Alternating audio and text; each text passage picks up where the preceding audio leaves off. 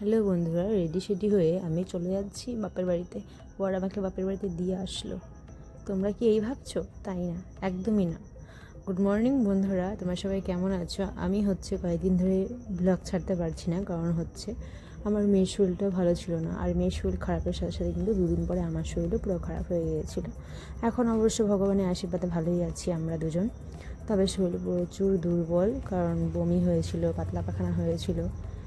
আর এগুলো হলো তো এমনিতেই মানুষের শরীর প্রচুর দুর্বল হয়, কী বলবো। আর মেয়েরও এদিকে এত শরীর খারাপ হলো, তার দুদিন পরে আমারও এরকম শরীর খারাপ হলো।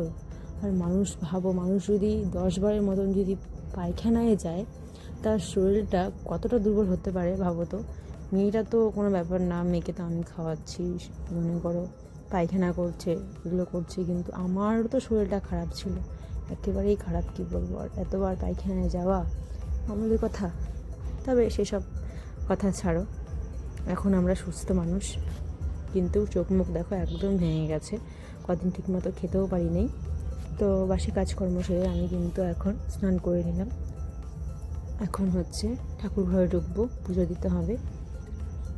হরে কৃষ্ণ কৃষ্ণ কৃষ্ণ হরে হরে, হরে রাম রাম রাম হরে হরে, এই বলে আমি কিন্তু প্রতিদিন পুজো দিই। কৃষ্ণ নাম না নিলে কিন্তু হবে না, আমাদের জীবনে বেঁচে থাকতে গেলে কৃষ্ণ নাম নিতেই লাগবে। হ্যাঁ, সে আমি কৃষ্ণ ঠাকুরের ভক্ত বলে বলছি না, ভগবানের নাম ছাড়া কিন্তু কোনো গতি নেই।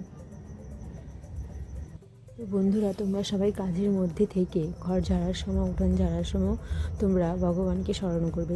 যেই দেবতাকে ভালোবাসো সেই দেবতাকে স্মরণ করবে। তো পুজো টুজো দিয়েই অনেক খিদে পেয়ে গিয়েছিলো, তাই ভাবলাম একটু চা খেয়ে নিই। শ্বশুর শাশুড়ি সময় আগেই চা খেয়ে নিয়েছিল, তাই আমি নিজে বানিয়ে নিলাম, আমার জন্য চা খেয়ে নিলাম। পরে দেখি মেয়ে উঠে দেখো খেলা করছে একাই। আর আমি প্রেশার কুকারে সেদ্ধ ভাত আর আমার বরের জন্য দেওয়ার জন্য রুটি বানিয়ে নিয়েছি। খাওয়া দাওয়া সেরে নিয়েছি, মেয়েকেও খাইয়ে দিয়েছি। আর এখন আমি মেয়েকে ঘুমটুম পাড়িয়ে আবার দুপুরের জন্য ভাত চাপিয়ে দিয়েছি। এখন কিন্তু সবজি কেটে নিতে হবে আমাকে। সবজি টবজি কেটে আজকে ভাবছি ফুলকপি আর আলু দিয়ে বাটা মাছ রান্না করে নেব। আর আমার বর তো এমনি অন্য মাছ খায় না, শুধু চিংড়ি মাছ খায়, ওর জন্য চিংড়ি মাছ রান্না করে নেব। তো রান্নাবাড়া সেরে মেয়েকে স্নান করে নিয়েছি, আর মেয়েকে খাইয়েও দিয়েছি, বাসন টাসন ধুয়ে রেখেছি।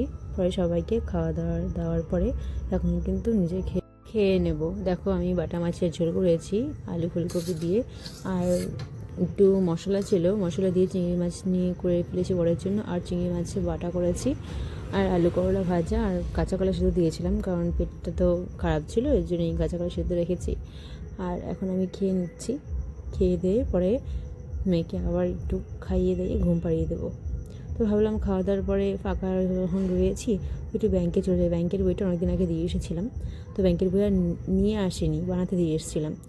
তো ব্যাংকের বই বানাতে দিয়ে আসার পরে বিকেল হয়ে গেছে, মেয়েকে ঘুম পাড়িয়ে দিয়েছি, এসে তারপরে সন্ধ্যাবাতি দিয়ে নিচ্ছি। সন্ধ্যাবাতি দিয়েই মেয়ে উঠে পড়েছে, আর তারপরে আমি চা বানিয়ে নিয়েছি, চা বানিয়ে কিন্তু নিজে খেয়েও নিচ্ছি।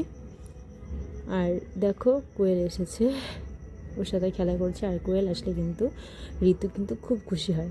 তো ভাবলাম আমি একটু ভ্রুটা প্লাগ করে আসি, চোখ মুখের যে অবস্থা একদম দেখতে বাজে লাগছে, তো একটু ভ্রুটা প্লাগ করে আসলাম। Tata, bye bye, good night বন্ধুরা। আজকের জন্য এই পর্যন্তই। তোমার সবাই ভালো থেকো, আর ভালো লাগলে লাইক কমেন্ট সাবস্ক্রাইব করতে কিন্তু একদমই ভুলবে না। আমার